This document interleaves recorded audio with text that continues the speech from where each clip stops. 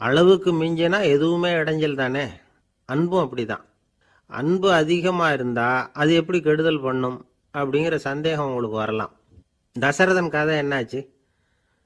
கைகை மேலே வச்ச அளவு கடந்த அன்பு. ராமன் காட்டுக்கு போறாப்புல ஆயிட்டுதுல்ல. தசரதன் எப்பேற்பட்ட அரசன்? விஸ்வாமித்திரர் சொல்றார், என்ன மாதிரி முனிவர்களுக்கும் தேவர்களுக்கும் ஏதாவது கஷ்டம் வந்தால் முதல்ல முருகன் கிட்ட போவோம், அப்புறம் பரமசிவனை போய் பார்ப்போம், அதுக்கப்புறம் திருமால்கிட்ட போவோம், அப்புறம் பிரம்மன் இந்திரன் இவங்களையெல்லாம் போய் பார்ப்போம். இவங்களாலையெல்லாம் முடியலன்னா கடைசியில் அயோத்திக்கு வருவோங்கிறார். உன்னை விட்டா வேற கதி உண்டோ அப்படின்னு தசரதனை பார்த்து விஸ்வாமித்திரரே சொல்றார். அப்பேற்பட்ட அரசன் தசரதன் கைகேயி காலில் விழறான்.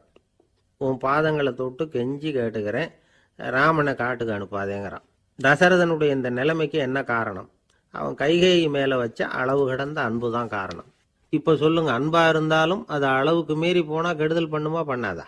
அது மட்டும் இல்லை, அளவு கடந்த அன்பு நீதிக்கும் நியாயத்துக்கும் புறம்பான காரியங்களையும் செய்ய வச்சிரும். தசரதன் மிகச்சிறந்த நீதிமான், தர்மத்துக்கு விரோதமாக ஒரு காரியமும் செய்யாதவன். அப்பேற்பட்டவன் தன்னுடைய மனைவியை பார்த்து என்ன சொல்றான் தெரியுமா? உனக்காக நான் என்ன செய்யணும்னு சொல்லு செய்கிறேன், ஒரு குற்றமும் செய்யாத ஒருத்தனை கொல்லணுமா கொல்றேன், மரண தண்டனை விதிக்கப்பட்ட ஒருத்தனை விடுதலை செய்ய சொல்றியா செய்கிறேன், எந்த பிச்சைக்காரனையாவது கோடீஸ்வரனாக சொல்றியா ஆக்குறேன், அல்லது கோடீஸ்வரனை பிச்சைக்காரன் ஆக்கணுமா ஆக்குறேன் அப்படிங்கிறான். நீதிக்கு விரோதமான இந்த பாவங்களை செய்யறதுக்கு அப்பேற்பட்ட அரசன் எப்படி துணிஞ்சான்? மனைவி பேரில் வச்ச அளவு கடந்த அன்பு தான் காரணம். திரிசூலம், வஜ்ராயுதம், வாள் இதுகளால் தாக்கப்பட்டா கூட அதையெல்லாம் கொஞ்சம் கூட லட்சியம் பண்ணாத ஒருத்தன் காமதேவனுடைய மலர் அம்புகள் தாக்குனா அதை அவனால் தாக்கு பிடிக்க முடியல, விழுந்துடுறான். காமதேவனுக்குள்ள மகிமையே அதுதாங்கிறார் துளசிதாசர். அதனால தான் பெரியவங்கள்லாம் என்ன சொல்கிறாங்கன்னா, எதையும் அளவுக்கு மீறி செய்யாதேங்கிறாங்க. அப்பா, அம்மா, மனைவி, மக்கள் எல்லார் பேர்லேயும் அன்பு அவசியம்தான். ஆனால் அந்த அன்பு அறிவுக்கு புறம்பாக இருக்கக்கூடாது, அளவுக்கு மீறி இருக்கக்கூடாது. அப்போ தான் வாழ்க்கை சுகமாக இருக்கும், இல்லைன்னா அவஸ்தை தான். அளவுக்கு மீறின அன்புங்கிறது புரியுது, அது சரி. அறிவுக்கு புறம்பான அன்புங்கிறது எப்படி? ஒரு தாய்க்கு ஜலதோஷம் அல்லது ஏதோ ஒரு தொற்று நோயின்னு வச்சுங்களேன். அந்த அம்மாவுக்கு தன்னுடைய குழந்தை பேரில் அளவு கடந்த அன்பு. தனக்கு நோய் இருக்குது, அது அடுத்தவங்களுக்கு தொற்றக்கூடியது அப்படின்னு தெரிஞ்சிருந்தோம் அன்பை காட்டுறதுக்காக அந்த குழந்தைக்கு முத்தம் கொடுக்குறேன்னு தூக்கி வச்சுக்கிட்டு கொஞ்சம் ஆரம்பிச்சதுன்னு வச்சுக்கோங்க, அது நல்லா இருக்குமா? இதுதான் அறிவுக்கு புறம்பான அன்புங்கிறது. அது மாதிரி விலங்குகள்கிட்ட அன்பாயிருன்னு சொல்கிறோம். அதுக்காக புலிக்கு முத்தம் கொடுக்க முடியுமா? அப்படி கொடுத்தா அது அறிவுக்கு புறம்பான அன்பு. அதனால் அன்பு கூட அறிவுபூர்வமாக இருக்கணும் அப்படிங்கிறத இன்னைக்கு தகவல் மூலமாக நாம் புரிஞ்சுக்கணும். இந்த காலத்து காதலன் தன்னுடைய காதலிகிட்ட சொன்னானாம், இதை பாரு, உன் பேரில் எனக்கு அளவு கடந்த அன்பு, உனக்காக என்ன செய்யணும்னு சொல்லி செய்கிறேன், நெருப்பில் நடக்கணுமா நடக்கிறேன், நீரில் குதிக்கணுமா குதிக்கிறேன், உயிரையே கொடுக்கணுமா கொடுக்குறேன் அப்படின்னா. சரி, வர்றேன் ஞாயிற்றுக்கிழமை சாயந்தரம் 6 மணிக்கு இதே இடத்துக்கு வாங்க அப்படின்னு அந்த பொண்ணு. இவன் கொஞ்சம் யோசனை பண்ணி பார்த்துட்டு, அன்னைக்கு மழை பெய்யாமல் இருந்தால் வந்துடுறேன் அப்படின்னானா. கப்பல் கடலில் போய்கிட்டு இருக்கு. புயல், சூறாவளி, அலையெல்லாம் பெருசு பெருசாக ரொம்ப உயரமாக உண்டாகுது. கடுமையான காற்றிலேயும் வேகமான அலைகள்லேயும் சிக்கி அந்த கப்பல் தடுமாறுது. திசை மாறி போச்சு. எந்த பக்கம் போயிட்டு இருக்கிறோம்னே தெரியல. அந்த கப்பலை செலுத்திக்கிட்டு இருந்த மாலுமி ரொம்ப சாமர்த்தியமாக செயல்பட்டார். தன்னுடைய அறிவாற்றலையும் திறமையையும் முழுமையாக பயன்படுத்தினார். அந்த கப்பலை கட்டுப்படுத்தினார். மெதுவாக அந்த சூறாவளியிலிருந்து கப்பலை காப்பாற்றி கரைக்கு கொண்டுட்டு சேர்த்துட்டார். மாலுமின்னு ஒருத்தர் இருந்ததுனால அந்த மரக்கலம் காப்பாற்றப்பட்டது. மாலுமின்னு ஒருத்தர் இல்லைன்னு வச்சுக்கோங்க, அந்த கப்பலோட கதி என்னவாயிருக்கும் யோசிச்சு பாருங்க. ஒரு கோபக்காரனுடைய நிலைமையும் அப்படித்தானா. கோபக்காரன்கிறவன் ஒரு மாலுமி இல்லாத மரக்கலம் அப்படிங்கிறார் நபிகள் நாயகம். கொந்தளிக்கிற கடல்ல கொடுமையான அலைகளின் உச்சியில அல்லல் படுகிற மரக்கலத்தை விட மோசமானது கோபக்காரனின் நிலைமை அப்படிங்கிறது அவருடைய கருத்து. அது மாதிரி இதுன்னு சொல்லல, அதை விட மோசம் இது அப்படிங்கிறார். ஏன் தெரியுமா? ஒரு கப்பல் கடல்ல தடுமாறினா அதை சரிப்படுத்த மாலுமி இருக்கிறார். அவர் தன்னுடைய சாமர்த்தியத்தினால அதை கட்டுப்படுத்தி சரியான வழிக்கு கொண்டுட்டு வந்துருவார். ஆனா கோபக்காரனுடைய நிலைமை அப்படி இல்லை அப்படிங்கிறார் நபிகள் நாயகம். மனித மனம் ஒரு மரக்கலம், அறிவு அதில் இருக்கிற மாலுமி. மாலுமி மரக்கலத்தை செலுத்துறான், அவனுக்கு கட்டுப்பட்டு அது ஓடுது. ஆனா கோபக்காரன்கிற மனுஷங்கிட்ட அறிவுங்கிற மாலுமி சரியா வேலை செய்ய மாட்டான். ஏன்னா கோபம் அந்த மாலுமியின் கண்களை அவிச்சிரும், காதுகளை கேட்காம பண்ணிவிடும். கண்ணையும் காதையும் மூடிவிட்டு கப்பலை ஓட்டுனா எப்படி ஓட்டுறது? அதனால கோபக்காரன் மாலுமி இல்லாத மரக்கலம். இடி மின்னல்ல மாட்டிக்கிட்டு கஷ்டப்படுற கப்பல் மாதிரி கஷ்டப்படுறான். பெரியவங்கள்லாம் என்ன சொல்றாங்க? உனக்கு கெடுதல் பண்ணவனுக்கும் நீ நன்மையே செய், எவருடைய விருப்பு வெறுப்பையும் பொருட்படுத்தாதே, பரம எதிரிக்கும் நீ நன்மை செய்ய ஆரம்பிச்சா உன்னுடைய தூய நிலையை பார்த்துட்டு அவனும் உனக்கு நெருக்கமான நண்பனா ஆயிடுவான். இதுதான் பெரியவங்க நமக்கு சொல்லி இருக்கிறது. புனித குரான் சொல்றது என்ன? தீமையை நன்மையை கொண்டே நீர் தடுத்து கொள்ளும் அப்படின்னு சொல்லப்பட்டிருக்கிறதுல. இன்னா செய்தாரை ஒருத்தல் அவர் நாண நன்னயம் செய்து விடல் அப்படிங்கிறார் திருவள்ளுவர். செல்வந்தர் ஒருத்தர்கிட்ட ஒரு சிறுவன் வந்து ஆடு மேய்ச்சிக்கிட்டு இருந்தானா. பெரியவர் அவனை கூப்பிட்டு, நீ நேரா போய் ஒரு ஆட்டுல உள்ள ரொம்ப நல்ல பகுதி எதுவோ அதை எடுத்துட்டு வா அப்படின்னாரான். இவன் போனான்.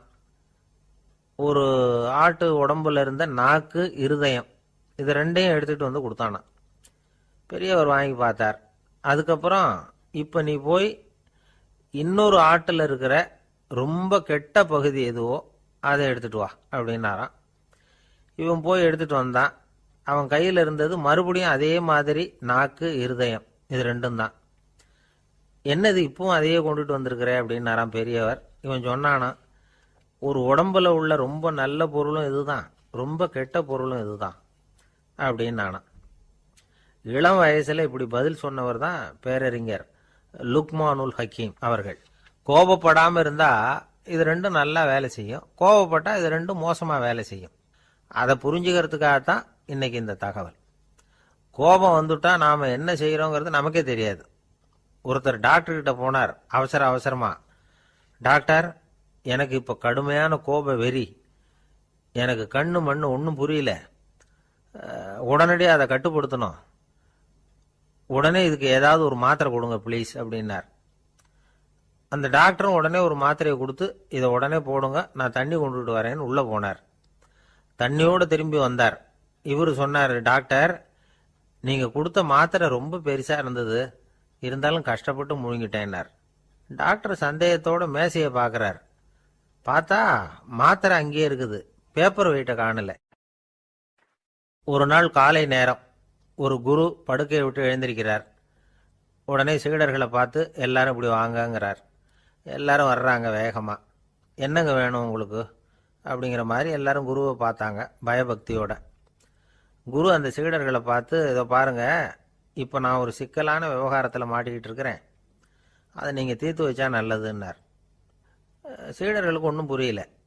என்ன இது இவர் இப்படி சொல்றாரு? நமக்குள்ள எல்லா விவகாரங்களையும் தீர்த்து வைக்கிறவர் நம்ம குருநாதர், அவருடைய விவகாரத்தை நாம தீர்த்து வைக்கிறதா? ஆச்சரியமா இருக்குதே, குருநாதருக்கே சிக்கலா அப்படின்னு யோசனை பண்ண ஆரம்பிச்சாங்க. இருந்தாலும் ரொம்ப பணிவா கேட்டாங்க, சுவாமி உங்களுக்கே சிக்கலா? இந்த உலகத்து சிக்கல்களுக்கும் சிரமங்களுக்கும் அப்பாற்பட்டவர் அல்லவா தாங்கள், அப்படிப்பட்ட உங்களுக்கு சிக்கல்னா அது எப்படி அப்படின்னாங்க. எனக்கு ஏற்பட்டிருக்கிற சிக்கல் அவ்வளவு பெருசு, ரொம்ப பெரிய விவகாரம் அது அப்படின்னார் குரு. கொஞ்சம் விவரமா சொல்லுங்க அப்படின்னாங்க இவங்க. இப்ப அந்த குரு விவரத்தை சொன்னார். அதாவது நேற்று ராத்திரி நான் ஒரு கனவு கண்டேன். அந்த கனவுல நான் ஒரு பட்டாம்பூச்சியா மாறிட்டேன். அப்படி மாறி ஒவ்வொரு மலரா பறந்து போய் உட்காந்து தேன் சாப்பிட்டேன் அப்படின்னார். சீடர்கள் இதை கேட்டதும் ரொம்ப திகைச்சு போயிட்டாங்க. என்ன இது, இது ஒரு பெரிய பிரச்சனையா? ஒரு சாதாரண கனவு கண்டதுக்காகவா இந்த காலை வேளையில நம்மளையெல்லாம் குருநாதர் இவ்வளவு அவசரமா கூப்பிட்டுருக்கார் அப்படின்னு நினைச்சாங்க. இருந்தாலும் கேட்டாங்க, இதுல என்ன சிக்கல் சுவாமி? கனவுங்கிறது எல்லாருக்கும் வரத்தானே செய்யும் அப்படின்னார் ஒரு சீடர். சீடர்களே, பிரச்சனை அது இல்லை. நான் இன்னைக்கு காலையில கண்ணு முழிச்சு பார்த்தப்போ நான் நானாக மறுபடியும் மாறிட்டேங்கிறத தெரிஞ்சுக்கிட்டேன். இதுல சிக்கல் என்னன்னா, இப்ப அந்த பட்டாம்பூச்சி தான் நானா ஆயிட்டதாக கனவு கண்டுகிட்டு இருக்கா அப்படிங்கிறது தான். ஒரு மனுஷன் பட்டாம்பூச்சி ஆகிறதாக கனவு காண முடியுங்கிறப்போ அந்த பட்டாம்பூச்சியும் மனுஷனா ஆகிறதாக கனவு காண முடியும் இல்லையா? இப்ப எனக்கு யதார்த்த நிலை தெரியணும், எது நிஜம்னு தெரியணும்.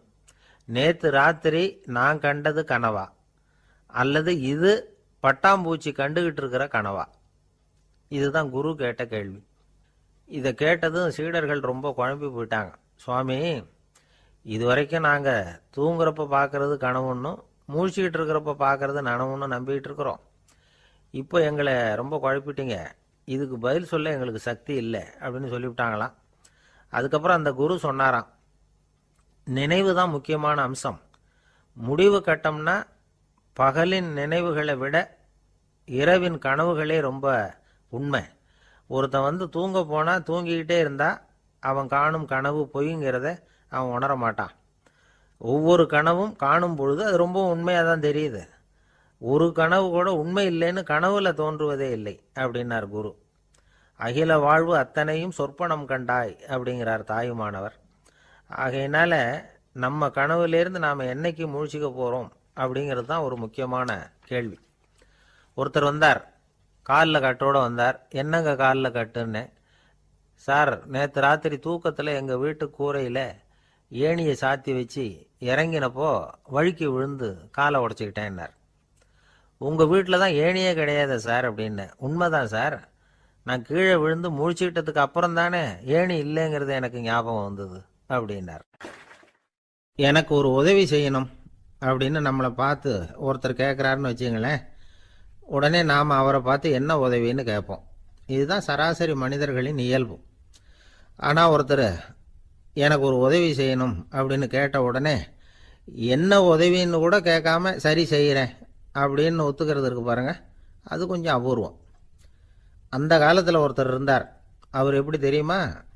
உதவி கேட்குறவங்க நல்லவங்களா கெட்டவங்களா அப்படின்னு கூட பார்க்கல, தனக்கு நன்மையா தீமையா அப்படின்னு கூட பார்க்கல, உதவி செய்கிறேன்னு புறப்பட்டு விட்டார். அவர் யார் தெரியுமா? அவர் தான் நல சக்கரவர்த்தி. அவர் மாதிரி நாமும் உதவி கேட்குறவங்களுக்கு உடனே உதவி செய்கிறதுக்கு தயாராக இருக்கணும் அப்படின்னு சொன்னார் ஒரு ஆன்மீக பேச்சாளர். நல சரித்திரத்தை அவர் சொல்லிக்கிட்டு இருந்தார்.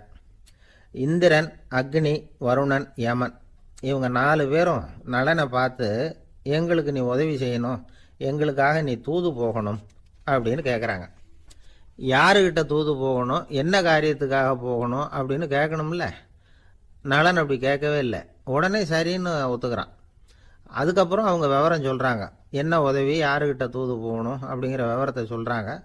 நலனுக்கும் அப்புறம்தான் புரியுது, எந்த தமயந்தியை இவன் காதலிச்சானோ, எந்த தமயந்தின் சுயம்பரத்துக்காக இவன் போய்கிட்டு இருக்கிறானோ அந்த தமயந்தியை பார்த்து தங்களுக்காக அவகிட்ட வாதாடணும், பேசணும், தங்களில் ஒருத்தரை கல்யாணம் பண்ணிக்கும்படியாக கேட்கணும் அப்படின்னு அவங்க 4 பேரும் நலன்கிட்ட கேட்குறாங்க. இதை கேட்டதும் நலன் கொஞ்சம் கூட முகம் சுளிக்கலை, பதட்டப்படலை. நேராக தமயந்தி கிட்ட போகிறான். இந்திரன், அக்னி, வருணன், யமன் இவங்களோட சிறப்புகளை எடுத்து சொல்கிறான். இவங்களில் ஒருத்தரை கல்யாணம் பண்ணிக்கலாம் அப்படின்னு சொல்லி கேட்டுக்கிறான். ஆனால் இதுக்கு தமயந்தி சம்மதிக்கலை. சுயம்வரம் நடக்குது, அவள் நலனை தேர்ந்தெடுக்கிறான். அந்த 4 பேரும் நலனுக்கு நிறைய வரங்கள்லாம் கொடுக்குறாங்க. அதுக்கப்புறம் இப்படி போகுது கதை. இதில் நாம் கவனிக்க வேண்டியது என்னென்னா, உதவின்னு கேட்ட உடனே என்ன உதவின்னு கேட்காம சரி செய்கிறேன்னு சொன்னான் பாருங்க, அதை கொஞ்சம் சிந்திக்கணும். செய்கிறேன்னு ஒத்துக்கிட்டதுக்கு அப்புறம் அது என்ன உதவின்னு தெரிஞ்சும் முகம் சுளிக்காமல் அதை செஞ்சான் பாருங்க, அதையும் கொஞ்சம் சிந்திக்கணும். நம்மால் ஒருத்தன் ஒரு நண்பனை தேடி போனான், எனக்கு ஒரு உதவின்னா சரி சொல்லுன்னா, இப்போ உங்ககிட்ட 2 கார் இருந்தால் என்ன பண்ணுவேன்னா உடனே அதில் ஒன்று உங்ககிட்ட கொடுத்துருவேன்னா, அவன் உங்ககிட்ட 2 பங்களா இருந்தால் என்ன பண்ணுவேன்னா அதில் ஒன்று உங்ககிட்ட கொடுத்துருவேன்னா, உங்ககிட்ட 2 பேனா இருந்தால் என்ன பண்ணுவேன்னா அதில் ஒரு பேனாவை உங்ககிட்ட கொடுக்க மாட்டேன்னா அவன். ஏன்டா அப்படி சொல்கிறேன்னா, ஏன்னா இப்போ நிஜமாவே என்கிட்ட 2 பேனா இருக்குது, அதனால் அப்படி சொல்கிறேன் அப்படின்னு நானான் அவன். தானத்தில் சிறந்தது எது அப்படின்னு ஒரு கேள்வியை கேட்டு, தானத்தில் சிறந்தது நிதானம் அப்படின்னு அதுக்கு ஒரு பதிலும் சொல்கிறவங்க உண்டு.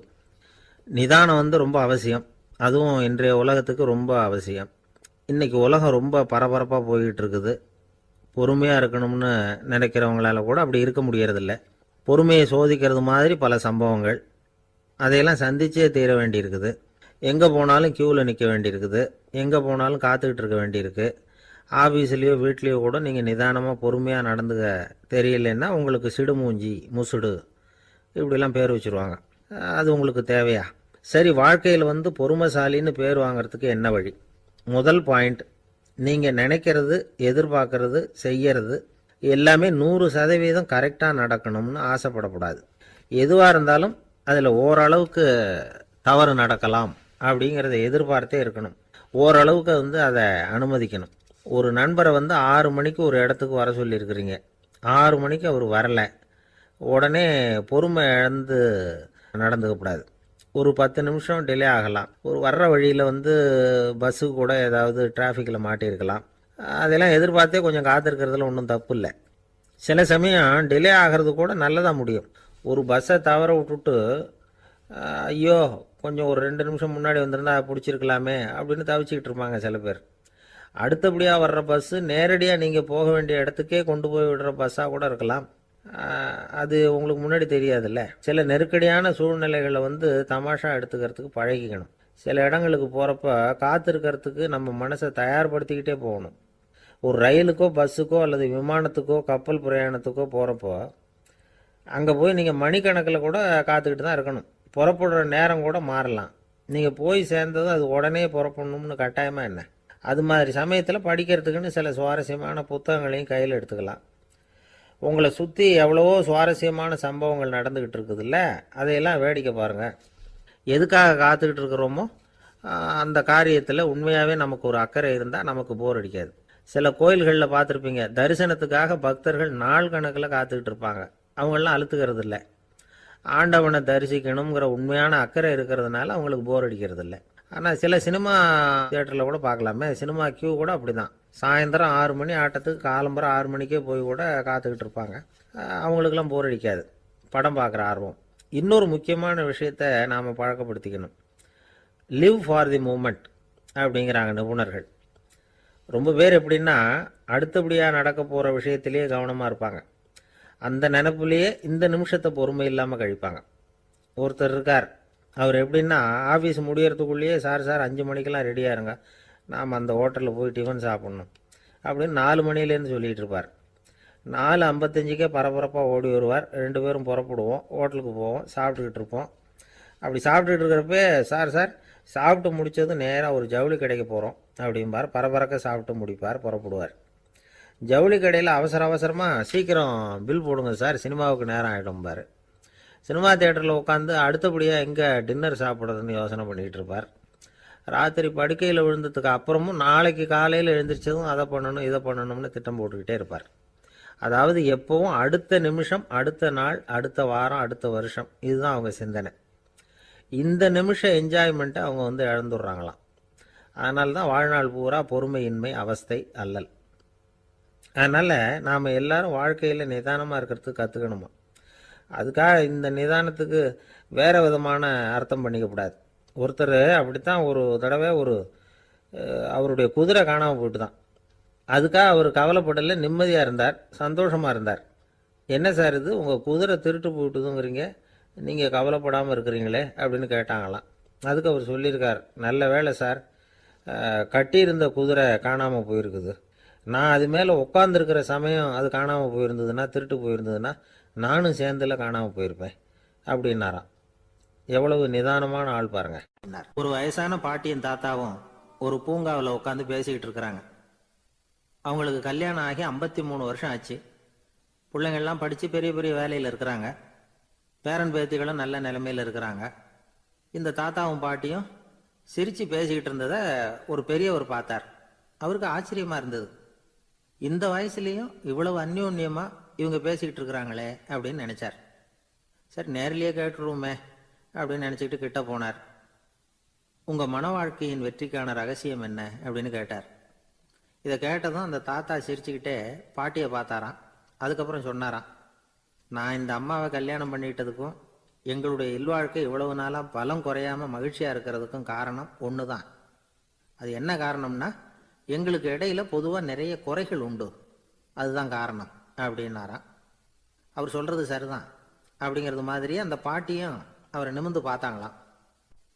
இந்த பெரியவர் மறுபடியும் அந்த பாட்டியை பார்த்து அதே கேள்வியை கேட்டிருக்கார். உங்களுடைய நீண்டகால மன வாழ்க்கைக்கு கிடைச்ச வெற்றி எதனாலேன்னு சொல்ல முடியுமா அப்படின்னு கேட்டாராம். அவங்களும் சிரிச்சுக்கிட்டே பதில் சொன்னாங்களாம். என்ன பதில் தெரியுமா? சில பேரை நாம் குறிப்பிட்ட பண்புகளுக்காக நேசிக்கிறோம், வேற சிலரை நாம் அந்த பண்புகள் இல்லாத குறைகளுக்காகவே விரும்பி பழகிறோம் இல்லையா அப்படின்னு கேட்டுவிட்டு தலையை குனிஞ்சிக்கிட்டாங்களாம் அந்த பாட்டியம்மா. அவங்க அப்படி சொன்னதை கேட்டதும் இவருக்கு புதுசாக ஞானம் பிறந்தது மாதிரி இருந்துதான். இதுதான் மனம் நிறைந்த மன வாழ்க்கை அப்படிங்கிறார் சுவாமி சின்மயானந்தர். பண்புகளை எப்படி நேசிக்க முடியுதோ அதே மாதிரி பண்புகள் இல்லாத குறைகளையும் நேசிக்க முடியும். மனசு தான் காரணம்.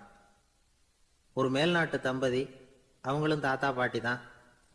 அவங்க 2 பேரும் ஒரு பூங்காவில் உட்காந்து சிரித்து பேசிக்கிட்டு இருக்கிறாங்க. அதை ஒருத்தர் பார்த்தார்.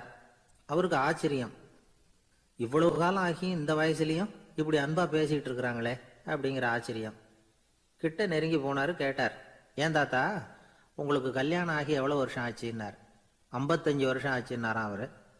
இன்னமும் இவ்வளவு சந்தோஷமா இருக்கிறீங்களே, அதுக்கு என்ன காரணம்னு கேட்டிருக்கார். அதுக்கு என்ன காரணம்னா, இது வரைக்கும் எங்களுக்குள்ள சண்டையே வந்ததில்லை அப்படின்னாராம்.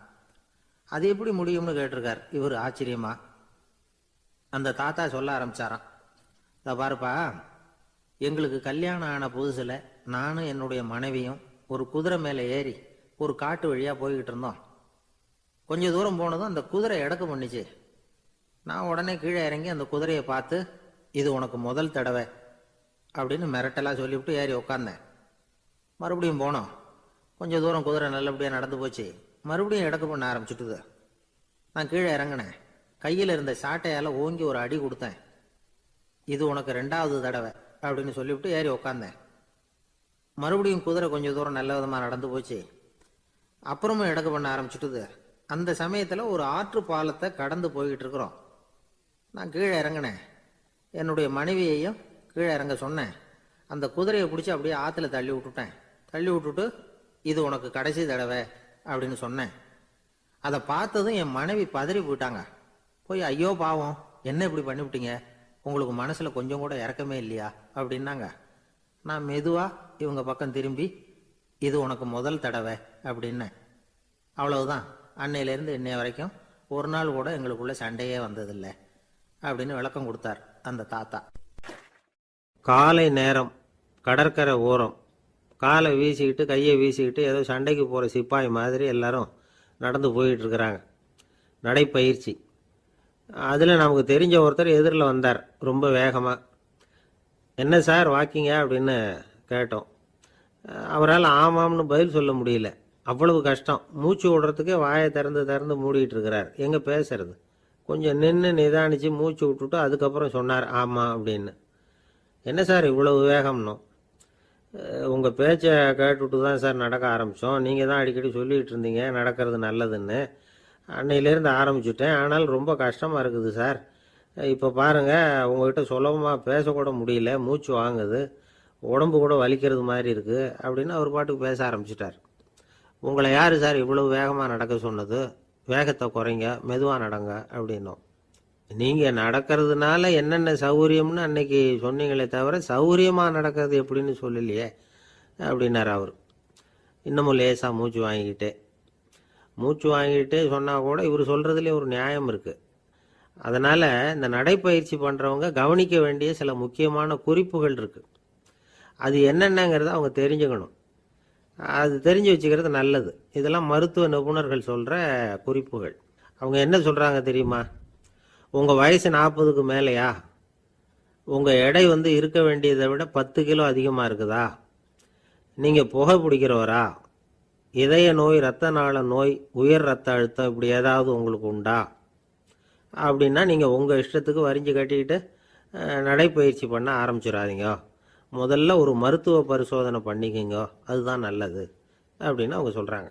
நடக்கிறப்போ, உடற்பயிற்சி செய்கிறப்போ மார்பு பகுதியில் அல்லது வேறு எங்கேயாவது தொடர்ந்து வலி இருந்ததுன்னா பயிற்சியை நிறுத்தி விட்டு டாக்டரை போய் பார்க்கணும். நடைப்பயிற்சி பண்ணுறப்போ உங்கள் சக்திக்கு தகுந்த மாதிரி மெதுவாக அதிக கஷ்டம் இல்லாமல் முன்னேறலாம். அங்கே என்ன போட்டியாக வைக்கிறாங்க? முந்திக்கிட்டு போய் என்ன பண்ண போகிறோம்? பரிசாக வாங்க போகிறோம். அதனால் நிதானம் அவசியம் அப்படிங்கிறது அவங்க ஆலோசனை. தொந்தரவு கொடுக்காத ஷூ, ட்ரெஸ்ஸு இதுகளை உபயோகப்படுத்துங்க. பாதத்தில் ஆடு தசை இருக்குல்ல, அங்கே ஏதாவது பிரச்சனை இருந்ததுன்னா டாக்டரை பாருங்கள். இந்த பாதத்தில் வலி வரும் அந்த இடத்துல. வெயில் காலமாக இருந்தால் தலைக்கு தொப்பி வச்சுக்கோங்க. பனியில் நடந்தாலும் அப்படி தான். தலையை பத்திரமா பார்த்துக்குங்க. நம்மக்கிட்ட ஏதோ கொஞ்சம் உருப்படியாக தெரியறது அது தானே. உடற்பயிற்சிக்கு முன்னாடி பின்னாடி பயிற்சி செய்கிறப்போ நிறைய தண்ணி குடிக்கலாமா. முதல் 1 மாசத்துக்கு கொஞ்சம் தளர்த்தியா சாவகாசமாக நடக்கலாம். மணிக்கு 3 அல்லது 4 கிலோமீட்டர் வேகம்னு வச்சுங்களேன். அதுக்கப்புறம் வேகத்தை அதிகப்படுத்தலாம். மணிக்கு 6 அல்லது 8 கிலோமீட்டர் அளவுக்கு நடக்கலாம். நல்லா கையை வீசிக்கிட்டு நடக்கணும். மூச்சு விடுற எண்ணிக்கை அதிகரிக்கணும். இது மாதிரி ஒரு 30 நிமிஷம் நடக்கலாம். தனியாக நடந்து போகிறதுக்கு உங்களுக்கு என்னமோ மாதிரி இருக்குதா, கூட யாரையாவது சேர்த்துக்குங்க. ஒரு குரூப்பாக சேர்ந்து போகலாம். நடக்கிறதுங்கிறத ஒரு சந்தோஷமான சமாச்சாரமாக ஆக்கிக்கணும். தினம் இப்படி நடக்க வேண்டி இருக்குதே அப்படின்னு புலம்பிக்கிட்டே போகக்கூடாது. சில பேர் நடக்கிறப்போ கடந்த காலத்தை அசை போட்டுக்கிட்டே போவாங்க. சில பேர் வருங்காலத்தை அசை போட்டுக்கிட்டே போவாங்க. சில பேர் முக்கியமான திட்டம்லாம் இப்படி நடக்கிறப்ப தான் தீர்மானம் பண்ணுவாங்க. நடக்கிறதுனால மன இறுக்கம் குறையுது, பரபரப்பு குறையுது, மன ஆற்றல் பெருகுது, தன்னம்பிக்கை வளருது, முதுமை தள்ளி போகுது, செயல்திறன் அதிகரிக்குது. இதை தவிர உடம்புக்கும் பல விதமான சௌகரியங்கள் ஏற்படுது. அதனால் இது வரைக்கும் நடக்க ஆரம்பிக்காதவங்க இனிமே இந்த குறிப்புகளை கவனத்தில் வச்சுக்கிட்டு நடக்க ஆரம்பிச்சுடலாம். சார்லஸ் லேம்ப் அப்படின்னு ஆங்கில இலக்கிய மேதை ஒருத்தர், அவர் ஒரு தரம் உடம்பு சரியில்லைன்னு டாக்டர்கிட்ட போனாராம்.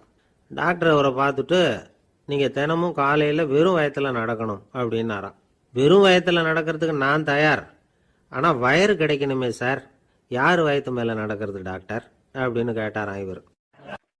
எனக்கு அதிர்ஷ்டமே இல்லை சார் அப்படின்னார் ஒருத்தர். ஏன் அப்படி சொல்கிறீங்கன்னு கேட்டோம். வியாபாரம் பண்ணலாம்னு ஒரு கடை வச்சேன். வேண்டிய போட்டவங்க கூட என் கடையில் எதுவும் வாங்க மாட்டேங்கிறான். எல்லாரும் அடுத்த கடைக்கு தான் போகிறான் அப்படின்னு சொல்லி ரொம்ப அழுத்துக்கிட்டார். இதுக்கு போய் அதிர்ஷ்டம் இல்லைன்னு சொல்லாதீங்க. வாடிக்கையாளர்களை கவர்றது எப்படிங்கிறது உங்களுக்கு தெரியல, அதுதான் குறை அப்படின்னும். சார், உங்களுக்கு தெரிஞ்ச அந்த ரகசியத்தை எனக்கும் கொஞ்சம் சொல்லி கொடுங்களேன் அப்படின்னார்.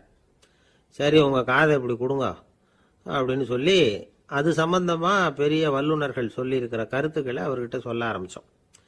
அதாவது இந்த வாடிக்கையாளர்களை கவர்றதுக்கு வல்லுநர்கள் பல ஆலோசனைகளை ஏற்கனவே சொல்லி வச்சிருக்கிறாங்க. அது சம்பந்தமாக அனுபவப்பட்டவங்க, அதை தெரிஞ்சு வச்சுக்கணும். அதாவது கடை வச்சிருக்கிறவங்க எல்லாரும் இதை கொஞ்சம் காதில் வாங்கி வச்சுக்கணும். எதை இப்போ சொல்ல போகிறத. எப்பவும் பணத்தை சம்பாதிக்கிறதுலையே குறியாக இருக்கக்கூடாதான். அதை விட முக்கியமாக நீங்கள் சம்பாதிக்க வேண்டியது வாடிக்கையாளர்களுடைய மன நிறைவு. வர்றவங்க திருப்தியோடு போகணும், அது முக்கியம். அதில் கவனமாக இருக்கணும். கடைக்கு வர்ற ஒருத்தர் ஏதாவது ஒரு குறை சொல்கிறாருன்னு வச்சுங்க, அதை அலட்சியப்படுத்தக்கூடாது. ரொம்ப அக்கறையோடு அதை காது கொடுத்து கேட்கணும். அப்படியா சார், அதை நான் அவசியம் கவனிக்கிறேன் அப்படின்னு சொல்லணும். ஒருத்தர் வரார், சார் நேற்றுக்கு உங்கள் கடையில் இதை நான் வாங்கிட்டு போனேன், வீட்டில் இது வேணான்னு சொல்லிவிட்டாங்க, அது திருப்பி கொடுக்கறதுக்காக தான் வந்திருக்கிறேன் அப்படின்னு சொல்லி திருப்பி கொடுக்குறார்.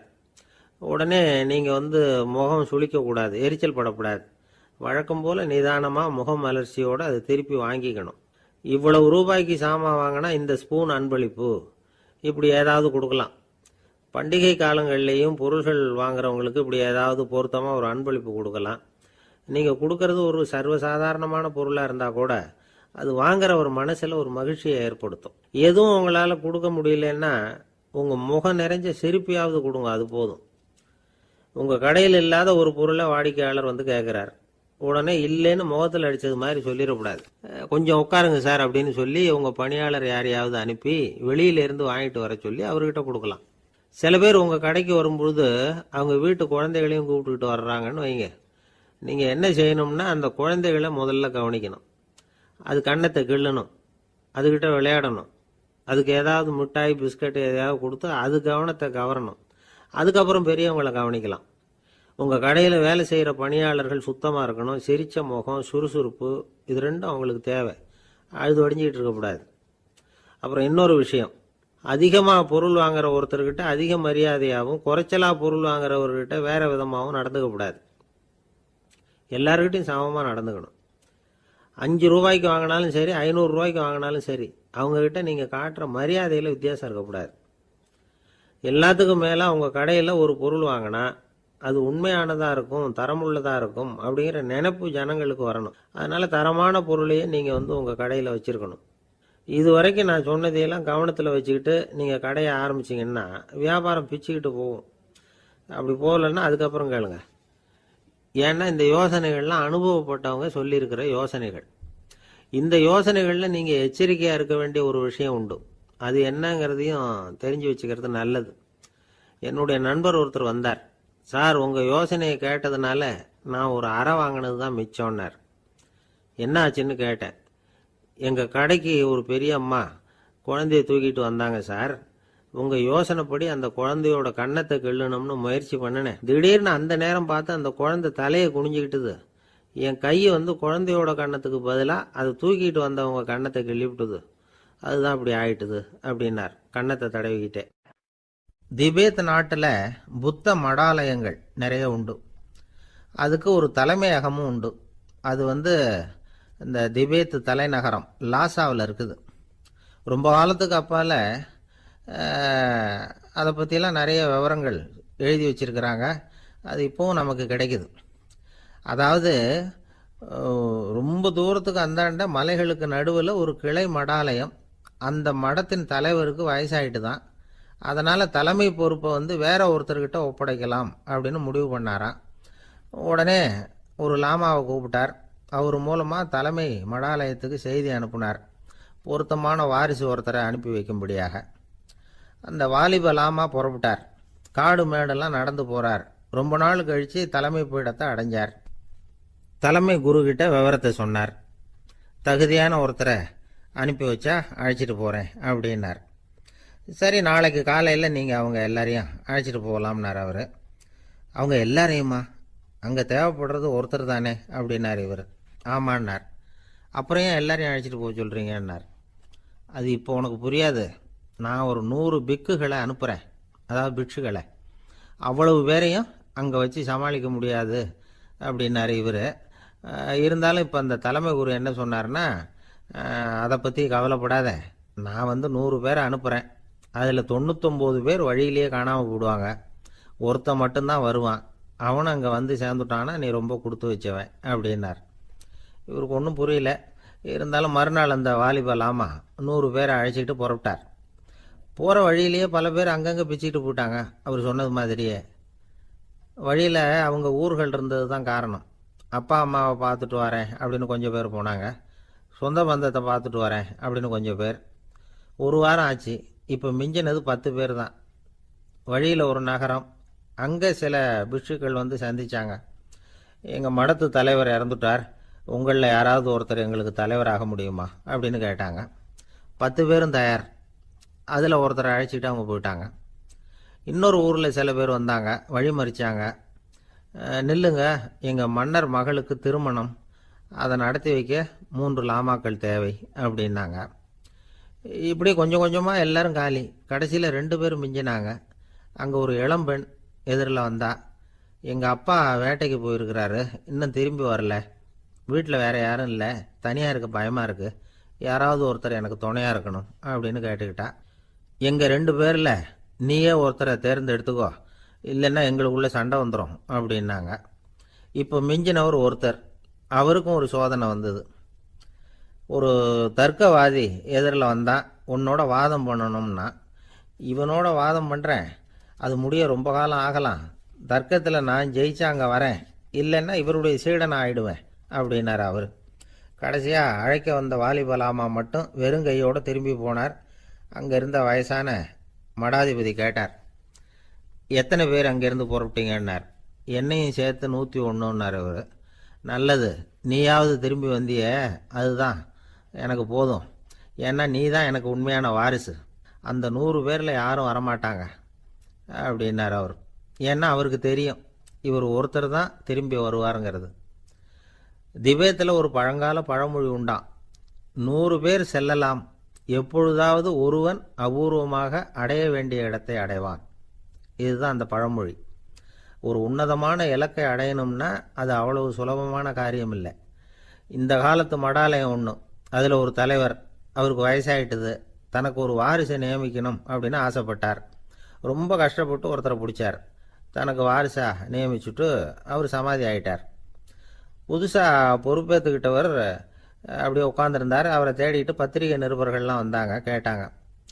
அவர் உங்கள் பொறுப்பில் அவர் பெரியவர் விட்டுட்டு போன இது எவ்வளவு சுமாராக தேரும், எவ்வளவு விட்டுட்டு போனார் அப்படின்னு கேட்டிருக்கிறாங்க. அது என்ன ஒரு 50 லட்சம் இருக்கும் அப்படின்னாராம். அவ்வளவும் பணமா அப்படின்னு கேட்டிருக்காங்க. இல்லைங்க, கடன் அப்படின்னாராம் இவர். இன்றைக்கு பல பேர் உயில் எழுதி வைக்கிறாங்கல்ல. இந்த உயில்னா என்ன? அதாவது ஒரு நபர் தனக்கு பின்னாடி தன்னுடைய சொத்துக்கள் யாருக்கு போய் சேரணும்னு நினைக்கிறாரோ அந்த நினைப்பை சட்டப்படி உறுதிப்படுத்துறது தான் உயில். சரி, உயிலை யார் எழுதலாம்? 18 வயசு பூர்த்தியான யாரும் உயில் மூலமா சொத்துக்களை விநியோகிக்கலாம். கண் பார்வை இல்லாதவங்க, காது கேளாதவங்க, வாய் பேச முடியாதவங்க, இவங்கெல்லாம் கூட உயில் எழுதி வைக்கலாம். புத்தி சுவாதீனம் இல்லாதவங்க கூட சில சமயம் புத்தி தெளிவா இருந்தா உயில் எழுதலாமா. குடிபோதையில் இருக்கிறவங்க, தாங்கள் என்ன செய்யறோங்கிறது தெளிவா அறிய முடியாதவங்க, நோய் நொடியில் இருக்கிறவங்க, இவங்கெல்லாம் உயில் எழுத முடியாது.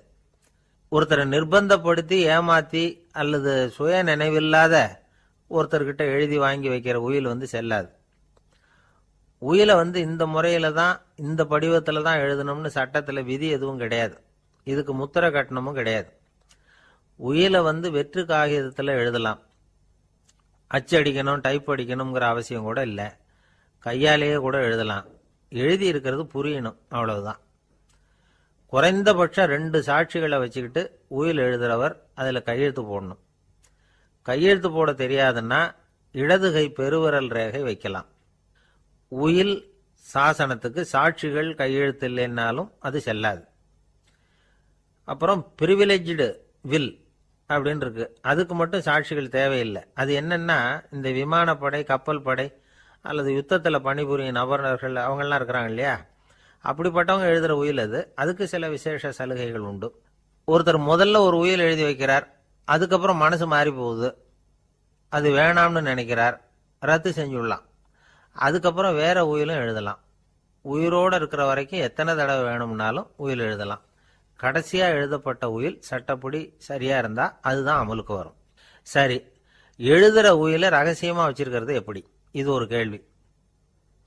இதுக்கு என்ன செய்யணும்னா, ஒருத்தர் உயிலை எழுதினதுக்கு அப்புறம் அவர் தானாவோ அல்லது அங்கீகரிக்கப்பட்ட முகவர் மூலமாகவோ, அதாவது ஒரு ஏஜென்ட் மூலமாகவோ, ஒரு கவரில் போட்டு சீல் வச்சு கவர் மேலே தன்னுடைய பெயரை எழுதி அல்லது அந்த ஏஜென்ட் பெயரை எழுதி கவர் மேலே என்ன அடக்கம் செய்யப்பட்டிருக்கு, உள்ள என்ன இருக்கு அப்படிங்கிற விவரம்லாம் எழுதி சார் பதிவாளர்கிட்ட ஒப்படைக்கலாம்.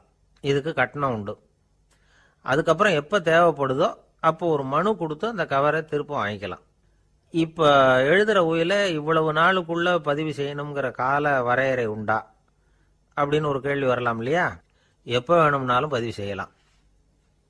நம்மால் ஒருத்தர் ஒரு நாள் ரொம்ப அவசரமா வந்தார். இந்த உயில் எழுதுறது சம்பந்தமா பூரா விவரமா எனக்கு உடனே தெரியணும்னார். நான் உடனே அவரை வக்கீல் ஒருத்தர்கிட்ட அழைச்சிட்டு போனேன். இவர் அவர்கிட்ட எல்லா விவரமும் கேட்டு தெரிஞ்சுக்கிட்டார். ரொம்ப தேங்க்ஸ்ன்னு சொல்லிவிட்டு 2 பேரும் வெளியில வந்தோம். அதுக்கப்புறம் இவர்கிட்ட கேட்டேன், ஆமா இவ்வளவு விவரமா கேட்குறீங்களே, உங்களுக்கு எத்தனை பிள்ளைங்க சார் அப்படின்னு கேட்டேன். 6 பேர் சார் அப்படின்னார். சரி, இருக்கிற சொத்து எவ்வளவுன்னு கேட்டேன். அதை இனிமே தான் சம்பாதிக்க போறேன் அப்படின்னார். ஒரு நண்பர் யாருக்கோ ஃபோன் பண்ணிட்டு இருந்தார். அவர் பேசி முடிச்சதும் நான் அவரை பார்த்து, இப்போ ஃபோன் பண்ணீங்களே அந்த ஃபோன் நம்பர் என்ன அப்படின்னு கேட்டேன். அவர் தலையை சொரிஞ்சுக்கிட்டார், ஞாபகம் வரலன்னார். சரி சார், அதை விடுங்க, உங்க மனைவி பேர் என்ன அப்படின்னு கேட்டேன். மாலதின்னார்.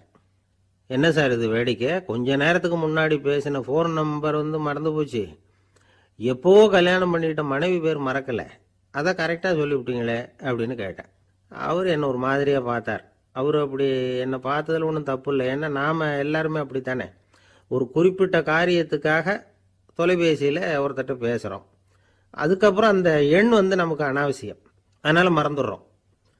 இதுக்கு பேர் தான் தற்காலிக ஞாபகம். ஆனால் மனைவி பேரை மறந்துட முடியுமா?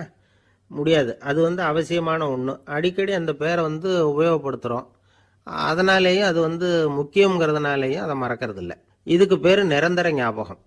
சரி, இந்த தற்காலிக ஞாபகம், நிரந்தர ஞாபகம், இது 2 ஞாபக அளவுகளையும் கட்டுப்படுத்துறது எது அப்படின்னா, மூளைக்குள்ள நடக்கிற மின்சார நடவடிக்கைகள் தான்.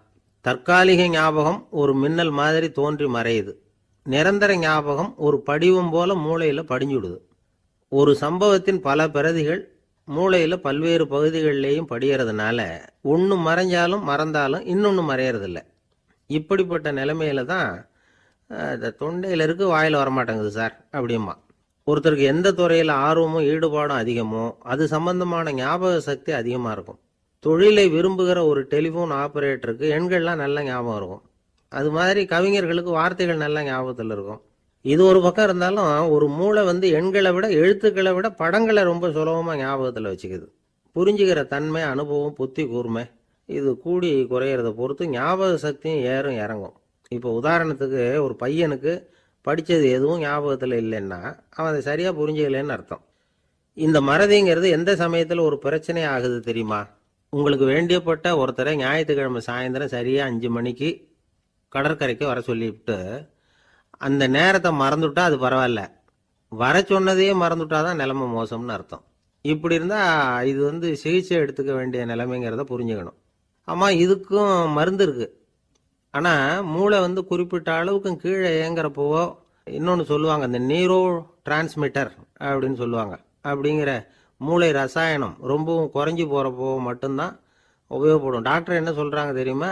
மூளையை பொறுத்த வரைக்கும் அதில் ஞாபக சக்தி அதிகமாக உள்ள மூளை, மறதி உள்ள மூளை அப்படின்னு ஒன்றும் கிடையாது அப்படிங்கிறாங்க. நினைவு வச்சுக்கிறதுக்கு பயிற்சி அளிக்கப்பட்ட மூளை, பயிற்சியற்ற மூளை அப்படின்னு வேணும்னா சொல்லலாம் அப்படின்னு சொல்கிறாங்க. அதனால் நம்ம ஞாபக சக்திங்கிறது நம்மக்கிட்ட இருக்கிற பயிற்சி, முயற்சி இதை பொறுத்து தான் அமையும். ஒருத்தர் ஒரு பென்சிலை எங்கேயோ வச்சுக்கிட்டு தேடிக்கிட்டு இருந்தார். அப்புறம் என்னமோ தீவிரமாக யோசனை பண்ணி அதை ஞாபகப்படுத்தி பார்த்துக்கிட்டு இருந்தாராம். எதிரில் உட்காந்துருந்தவர் சொன்னார், பென்சிலை தானே தேடிட்டு இருக்கீங்க, அது உங்கள் வலது காதில் இருக்குது சார் அப்படின்னாராம் அவர். இதுக்கு அவர் சொல்லியிருக்காரு, பென்சிலை வலது காதில் தான் வச்சுருக்கேங்கிறது எனக்கு நல்லா ஞாபகம் இருக்குது, ஆனால் எது வலது காதுங்கிறது தான் மறந்து போச்சு அப்படின்னாராம். அவர் அதை தான் யோசிச்சுட்டு இருந்திருக்கிறார். ரொம்ப பேருக்கு கூட்டத்தில் பேசுறதுன்னா பயம். நமக்கு ஒன்றும் தெரியாதுன்னு மற்றவங்க நினச்சிடக்கூடாதுங்கிற எண்ணம் தான் இதுக்கு காரணம்.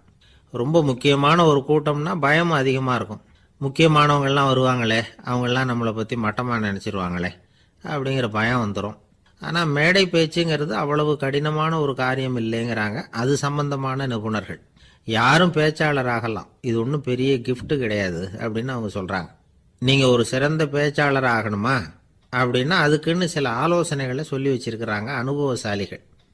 முதல் ஆலோசனை என்னென்னா, உங்கள் பேச்சு எளிமையாக இருக்கணும். ஏதாவது ஒரு கருத்து அல்லது 2 கருத்து சொன்னால் போதும். 20 அல்லது 30 கருத்துக்களை சொல்லிகிட்டே போகக்கூடாது. 2வது ஆலோசனை, நீங்கள் என்ன பேச போகிறீங்கிறது முதல்ல உங்களுக்கு நல்லா புரியணும். அதுக்கப்புறம் தான் அதை அடுத்தவங்களுக்கு புரிய வைக்க முடியும். எப்படி ஆரம்பிக்க போகிறோம், எந்த கருத்தை முக்கியமாக வலியுறுத்த போகிறோம், எப்படி முடிக்க போகிறோம் அப்படிங்கிறத முதல்ல நல்லா சிந்திச்சு மனசில் வச்சுக்கணும். கடைசியாக என்ன சொல்கிறீங்களோ அதுதான் கேட்குறவங்க மனசில் நிற்கும். 3வது ஆலோசனை என்னென்னா, உங்கள் பேச்சு சுருக்கமாக இருக்கணும். ஒரு 15 நிமிஷம் பேசுறது ரொம்ப பொருத்தம். மணிக்கணக்கில் பேசிக்கிட்டு இருக்கிறது நல்லதில்லை. 4வது ஆலோசனை, நீங்கள் பேசுறது உண்மையாக இருக்கணும். உங்களுக்கு உண்மையான அனுபவங்கள் இருக்கும், அதை சொல்லலாம். உங்களுடைய உண்மையான அனுபவங்களை மற்றவங்களோட பகிர்ந்துக்கணும், அதுதான் முக்கியம். 5வது ஆலோசனை, ஆரம்பத்தில் கொஞ்ச நேரம் உங்களை பற்றியும் எதிரில் உள்ளவங்களை பற்றியும் சம்பந்தப்படுத்தி ஏதாவது பேசி ஒரு நெருக்கத்தை ஏற்படுத்திக்கணும். ஒவ்வொருத்தரும் இப்போ இவர் பேச போகிறது நம்ம சம்மந்தப்பட்டது அப்படின்னு நினைக்க ஆரம்பிச்சிருவாங்கல்ல, அதுக்கப்புறம் அவங்க கேட்க தயாராகிட்டாங்கன்னு அர்த்தம். எதிரில் உட்காந்துருக்கிற கூட்டத்திலிருந்து 3 பேரை தேர்ந்தெடுங்க. அதாவது வலது பக்கம் ஒருத்தர், நடுவில் ஒருத்தர், இடது பக்கம் ஒருத்தர். அதாவது உங்களை ரொம்ப கனிவாகவும் ஆர்வமாகவும் பார்க்குறவராக பார்த்து தேர்ந்தெடுத்துங்க மனசுக்குள்ள. நீங்கள் பேசும்பொழுது என்ன பண்ணணும்னா, இவங்களை நேருக்கு நேராக மாறி மாறி பார்த்துக்கிட்டே பேசுனீங்கன்னா நீங்கள் ஏதோ ஒட்டுமொத்த கூட்டத்தையும் பார்த்து பேசுகிறதாக ஒரு உணர்வு அது ஏற்படுத்திவிடும். 6வது ஆலோசனை என்னென்னா, சொற்பொழிவுன்னா நீங்கள் பேசணும், படிக்கக்கூடாது. எழுதி படிக்கிறது நல்லா இருக்காது. குறிப்புகள் வேணும்னா வச்சுக்கலாம். படிக்கிறது பேப்பர்லேருந்து வர்றது மாதிரி இருக்கும், பேசுறது இதயத்திலேருந்து வர்றது மாதிரி இருக்கும். அப்புறம் 7வது ஆலோசனை சொல்கிறாங்க, அது என்னென்னா, மேடையில் ஏறி நின்ன உடனே இயல்பாக மூச்சை இழுத்து விட்டுங்க, இயல்பு நிலைக்கு வாங்க, அதுக்கப்புறம் இயல்பாக பேச ஆரம்பிக்கலாம் அப்படிங்கிறாங்க. இவ்வளவும் பேச்சு கலையில் வல்லுநர்களாக இருக்கிறவங்க சொல்லுகிற ஆலோசனைகள். இதையெல்லாம் கடைபிடிச்சா நமக்கும் அதுக்கும் வெகு தூரம்னு நினச்சிக்கிட்டு இருந்த ஒன்று இப்போ கிட்டத்தில் நெருங்கி வந்துடும். நாம் சொல்கிறபடியெல்லாம் அது கேட்கும். ஒரு பேச்சாளர், அவருக்கு சுருக்கமாகவே பேச தெரியாது. மேடையில் ஏற்றி விட்டுவிட்டா போதும், ஆரம்பிச்சிருவார், நிறுத்த மாட்டார், பேசிக்கிட்டே இருப்பார். ஒரு தடவை அவர் ஒரு கூட்டத்தில் ரொம்ப நேரம் பேசிக்கிட்டே இருக்கிறார். எதிரில் பொறுமை இழந்த ஒருத்தர் தன்னுடைய கை கடிகாரத்தை காட்டினார். அதை கவனித்த பேச்சாளர், மன்னிக்கணும், கை கடிகாரம் நான் கொண்டுகிட்டு வர மறந்துட்டேன், அதுதான் நேரம் போனதே தெரியல அப்படின்னு சொல்லியிருக்கிறார். இதுக்கு அவர் சொன்னாராம் கோபமா, ஏய்யா கடிகாரத்தை தான் பார்க்க முடியல, மறந்துட்டேன், பக்கத்தில் மாட்டிருக்கிற கேலண்டரையாவது பார்க்கக்கூடாதா அப்படின்னாராம். ஒரு நண்பர் சினிமா படம் தயாரிக்கிறவர், அவர்கிட்ட ஒரு நாள் பேசிக்கிட்டு இருந்தேன். அது எப்படி சார், நீங்கள் எடுக்கிற எந்த படமும் கையை கடிக்காத அளவுக்கு எடுத்துடுறீங்களே, அது எப்படின்னு கேட்டேன். அது ஒன்றும் பெரிய விஷயம் இல்லை சார், பெண்களுக்குன்னு சில உருக்கமான காட்சிகள், இளைஞர்களுக்குன்னு சில நடனங்கள், அடிதடி காட்சிகள், அப்புறம் வயசானவங்களுக்குன்னு சில ஆன்மீக காட்சிகள், சின்ன பிள்ளைங்களுக்கு சிரிப்பு, இப்படி எல்லாமும் சேர்த்து நான் படம் எடுக்கிறேன். மசாலா படம்னு பேர். இது ரொம்ப பெருசாக இல்லைன்னாலும் ஓரளவுக்கு சுமாராக ஓடிடும், கையை கடிக்காது அப்படின்னார். இது ஒரு உத்தி. சில பத்திரிகை ஆசிரியர்களும் இந்த உத்தியை கையாளுறது உண்டு. இந்த உத்திக்கு பார்னம் உத்தி அப்படின்னு பேர், பார்னம் எஃபெக்ட் அப்படின்னு சொல்லுவாங்க. அதாவது ஃபீனியஸ் டி பார்னம் அப்படின்னு ஒருத்தர் அமெரிக்காவில் இருந்தாராம். அதாவது 19ஆம் நூற்றாண்டில் அமெரிக்காவில் கொடிகட்டி பறந்த ஒரு சர்க்கஸ் நிறுவனத்தின் அதிபர் அவர். இந்த உலகத்தில் ஒவ்வொரு நிமிஷமும் ஒரு ஏமாளி பறந்துக்கிட்டே இருக்கிறான் அப்படிங்கிறது அவருடைய சித்தாந்தம். ஒவ்வொருத்தரையும் திருப்திப்படுத்துகிற அளவுக்கு அம்சங்களை கொஞ்சம் கொஞ்சமாக கலந்து கேளிக்கை நிகழ்ச்சிகளை நடத்தினது தான் அவருடைய மகத்தான வெற்றிக்கு காரணம். அதனால் அந்த உத்தியை யார் கடைப்பிடிச்சாலும் சரி, அதுக்கு பார்னம் உத்தி அப்படின்னு பேர் வந்துட்டுது. ஜோசியம் சொல்கிறவங்களுக்கும் இந்த உத்தி தான் கை கொடுக்குது. ஒரு விஷயத்தை ஒருத்தருடைய கோள் நிலைகள் அல்லது கையெழுத்து நிரூபிக்கிறதாக அவர்கிட்ட சொன்னால் அதை அவர் நம்பிவிடுவார். ஆனால் அந்த விஷயம் நல்லதாக இருக்கணும், நேர்மையானதாக இருக்கணும், அதாவது பாசிட்டிவாக இருக்கணும். 8ஆம் இடத்துல குரு, 9ஆம் இடத்துல சனி, நீங்கள் ஒரு பெரிய மேதை தான் அப்படின்னு சொல்லுவாங்க. கேட்குறவங்களுக்கு அதை மறுக்கிறதுக்கு மனசு வராது. அப்படி சொல்லும் பொழுது கூடவே என்ன கொஞ்சம் முன்கோபம் அதிகமாக இருக்கும், இருந்தாலும் அது உடனே மறைஞ்சிரும் அப்படின்னு சில அற்ப விஷயங்களையும் சொன்னாலும் அதையும் சரிதான்னு சொல்லி ஒத்துக்குவாங்க. ஆளுமையை எடை போடுகிற ஒரு நிறுவப்பட்ட உத்தியின் மூலமாக தன்னுடைய குணாதிசயங்கள் கண்டுபிடிக்கப்பட்டதாக அவர் நம்புறது தான் இதுக்கு காரணம். இந்த மாதம் பணத்தட்டுப்பாடு கொஞ்சம் இருக்கும், உடம்புல ஏதாவது கொஞ்சம் அசௌகரியம் இருக்கும், வீட்டுக்குள்ளே லேசாக மனஸ்தாபம் வரலாம், இது மாதிரி பொதுப்படையாக சிலதை சொன்னாலே போதும், மக்களை நம்ப வச்சுடலாம். இதெல்லாம் நமக்கு மட்டும்தான் ஏற்படுது அப்படின்னு சொல்லி அவங்க நினைக்கிறது தான் காரணம். இதுதான் பார்னம் உத்திங்கிறது. மனிதர்கள் பாராட்டுக்களை விரும்புகிறதும் விமர்சனங்களை வெறுக்கிறதும் பார்னம் உத்தியின் அடுத்த கூறு. அதனால் ஒருத்தருக்கு ஜோசியம் சொன்னாலும் சரி, அவருடைய ஆளுமையை மதிப்பிடுறதாக இருந்தாலும் சரி, அவரை புகழற மாதிரி இருந்தாலும் சரி, அப்படி இருந்தால் தான் அது சரியாக இருக்கும். சாதகமான விஷயங்களை அதிகமாகவும் பாதகமான விஷயங்களை நாசூக்காகவும் சொன்னால் மக்கள் அதை நம்பிவிடுவாங்க. ஒருத்தரை கருமின்னு சொன்னால் ஏற்றுக்க மாட்டார். அதையே கொஞ்சம் மாற்றி நீங்கள் கொஞ்சம் சிக்கனமான ஆசாமி அப்படின்னு சொன்னால் நீங்கள் சொல்கிறது சரிதான் சார் அப்படிம்பார். நீங்கள் பெரிய செலவாளி தான், இருந்தாலும் நல்ல விஷயங்களுக்கு தான் செலவழிப்பீங்க அப்படின்னு சொல்லணும். இப்படி இந்த பார்னம் உத்தியை கடைபிடிச்சி இன்னைக்கு வெற்றிகரமாக காலம் தள்ளுறவங்க நிறைய பேர் இருக்கிறாங்க. இந்த உலகத்தில் ஒவ்வொரு நிமிஷமும் ஒரு ஏமாளி பறந்துக்கிட்டே இருக்கிறான் அப்படிங்கிறது தான் ஃபீனியஸ் பார்னம் அவர்களுடைய நம்பிக்கை. அதை விட அடுத்தவங்களை ஏமாளியாக நினைக்கிற மனுஷர்கள் தான் இன்றைக்கி உலகத்தில் ரொம்ப அதிகம். ஒருத்தர் தன்னுடைய மேலதிகாரிகிட்ட போய், ஐயா ஒரு நாள் லீவு வேணும், என் தங்கச்சிக்கு கல்யாணம் அப்படின்னார். அவர் பார்த்தார், ஒரு 10 நிமிஷம் வெளியில் இருங்கன்னார். 10 நிமிஷம் கழித்து கூப்பிட்டார், இதை பாருங்கள், நீங்கள் சொல்கிறது பொய், இப்போ உங்கள் தங்கச்சிக்கு ஃபோன் பண்ணேன், அவங்க தனக்கு 2 வருஷத்துக்கு முன்னாடியே கல்யாணம் ஆகிட்டதாக சொல்கிறாங்க அப்படின்னார். உடனே இவர் சொன்னார், சார் இப்போ நீங்கள் சொல்கிறதும் பொய்யா தான் இருக்கணும், ஏன்னா நிஜமாக எனக்கு ஒரு தங்கச்சியே கிடையாது அப்படின்னார். ஒரு ஊரில் ஒரு குரு இருந்தார், ஜென் குரு. அவரை தேடிட்டு ஒரு மன்னர் வந்தார். வந்தவர் ஜப்பான் மன்னர். தோட்டக்கலையை பற்றி தெரிஞ்சுட்டு போகிறதுக்காக அவர் வந்தார். எப்படி தோட்டம் அமைக்கிறது அப்படிங்கிறத பற்றி அந்த குரு விவரமாக சொல்லி கொடுத்தாரு. 1 நாள் 2 நாள் இல்லை, 3 வருஷம் கற்றுக் கொடுத்தார். அதுக்கப்புறம் சொன்னார், நான் கற்றுக் கொடுத்துட்டேன், இனிமேல் நீங்கள் போகலாம், போய் தோட்டம் அமைக்கலாம், அதுதான் உங்களுக்கு பரிசை. தோட்டம் அமைச்ச பிறகு சொல்லி அனுப்புங்க, நான் பார்க்குறேன், நீங்கள் இங்கே என்னவெல்லாம் கற்றுக்கிட்டீங்களோ அதையெல்லாம் அங்கே செயல்முறையில் செஞ்சு காட்டுங்க அப்படின்னு சொல்லி அனுப்பி வச்சார். மன்னர் போனார். அரண்மனைக்கு பக்கத்திலேயே ஒரு பெரிய தோட்டத்தை உண்டு பண்ணினார். அழகான மரங்களையும் செடிகளையும் உருவாக்குனாரு. கிட்டத்தட்ட 1000 தோட்டக்காரர்களை பயன்படுத்தி 3 வருஷங்கள் முயற்சி பண்ணி அந்த அழகான தோட்டத்தை உருவாக்குனார். குரு கிட்ட இருந்து செய்தி வந்தது, நாளைக்கு வந்து தோட்டத்தை பாக்குறேன் அப்படின்னு. மன்னர் உடனே சுறுசுறுப்பாயிட்டார். முதல் நாளே தோட்டத்தை சுத்தப்படுத்தினார். ராத்திரி பூரா யாரும் தூங்கல. எல்லாருக்கும் தோட்டத்தை ஒழுங்குபடுத்துற வேலை. அது அந்தந்த இடத்துல ஒழுங்கா இருக்குதா அப்படின்னு சரி பார்த்தாங்க. ஒரு தவறும் இல்லாத வகையில் அதை ஒழுங்குபடுத்தினாங்க. மறுநாள் குரு வந்தார், தோட்டத்தை பார்த்தார். அவருக்கு கோபம் வந்துட்டுது. மன்னருக்கு ஆச்சரியம், எப்பவும் சிரிச்சுக்கிட்டே இருக்கிறவர் இப்ப எப்படி இருக்கிறாரே அப்படின்னு. மெதுவா குரு கிட்ட போய் எல்லாம் சரியா தானே இருக்குது அப்படின்னார். எல்லாம் சரிதான், ஆனாலும் எங்கே அந்த பொன்னிற காற்று அப்படின்னார்.